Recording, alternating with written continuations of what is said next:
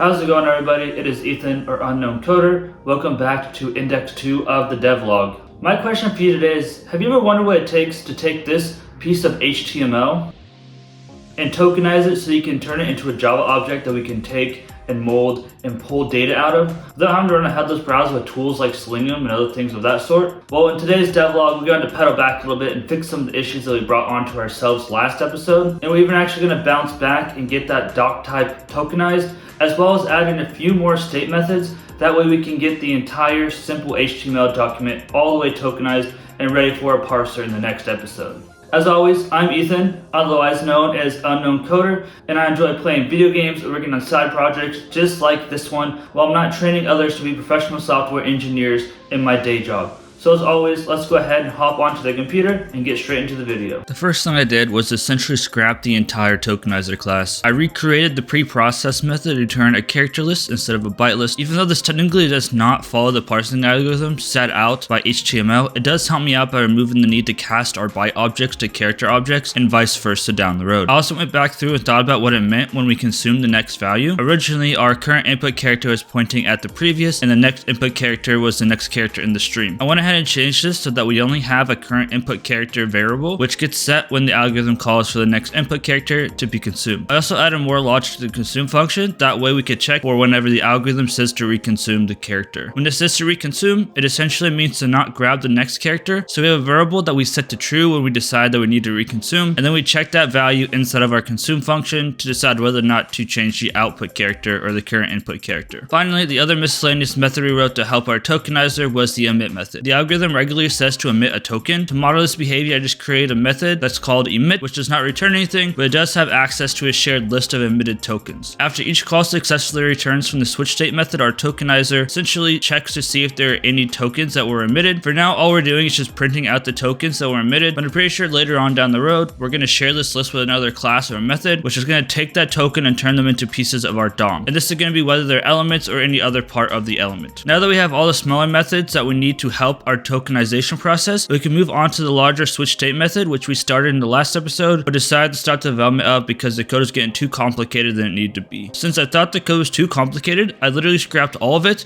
and focused solely on getting the first line of HTML parsed first.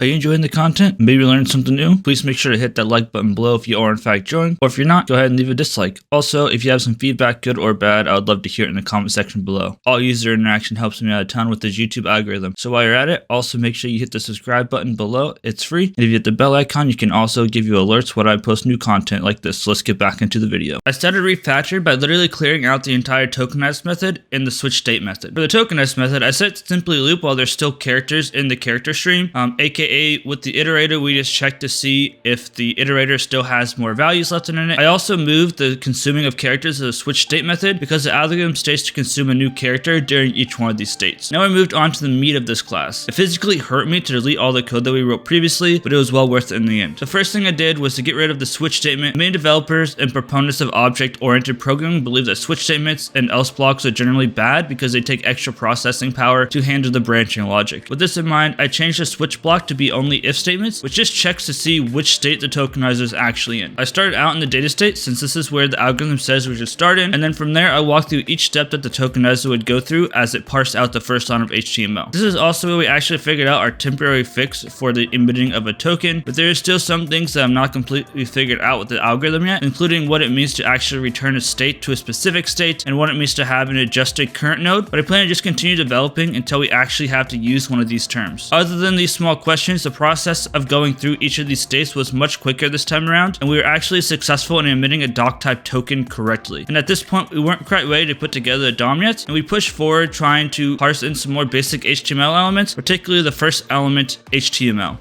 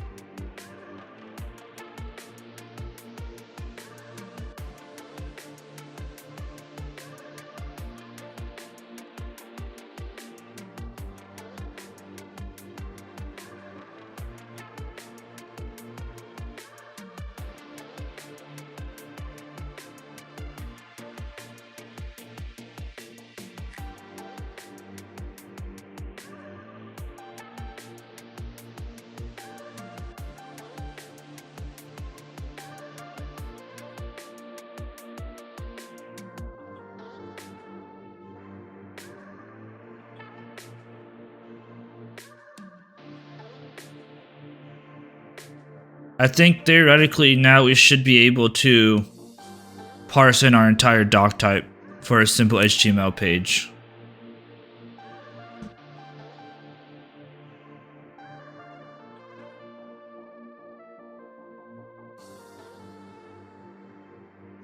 Name HTML. Yep. So we successfully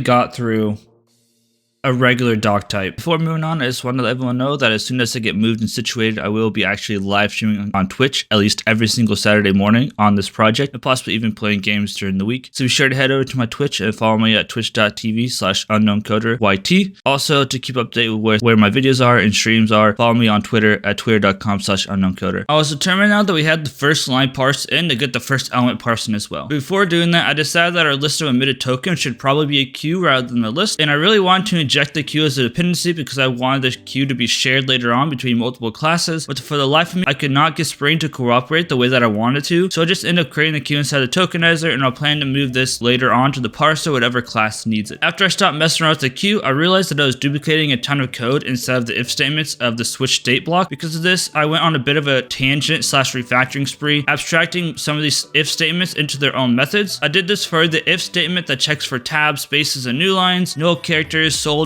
characters, alphabetical characters, greater than sign characters, and end of file characters. Later on, I'll probably go back through and abstract even more of these out. That way our methods can clearly state what they're doing rather than having an if statement with a bunch of character ASCII codes inside of them. Finally, I got along with writing the logic to tokenize the HTML element and subsequently the rest of the elements of our simple HTML file as well. With the logic we already implemented for parsing the doc type tag, we only needed to implement like 2 or 3 more stages to actually go from only tokenizing the doc type to tokenizing the entire simple file. Of course, the real HTML documents are not going to be this simple, but this is also a very good starting point for us. The first state that we needed logic for was the tag name state. This is a pretty simple state which consumes the next input character and checks to see if a slash, greater than sign, or alphabetical character. If it is in fact an alphabetical character, then we're going to stay inside the same state and then consume the next character until we reach the greater than sign, which essentially means that we're at the end of the tag and it's time to emit a tag token. This gave us the ability to tokenize the starting tags, but we had to implement one more state to tokenize the ending tags as well. The end tag open state essentially just checks to make sure that the next character is an alphabetic and then switches us back to the tag name state, which we already completed. So with these 7 states and approximately 700 lines of code, we can tokenize the most basic HTML page, which I think is actually pretty cool. And also, remember while we're putting all of this together and putting in this work, we want to be able to parse in HTML to a usable object. That way we can easily scrape web pages without the overhead of running headless browsers like Chromium.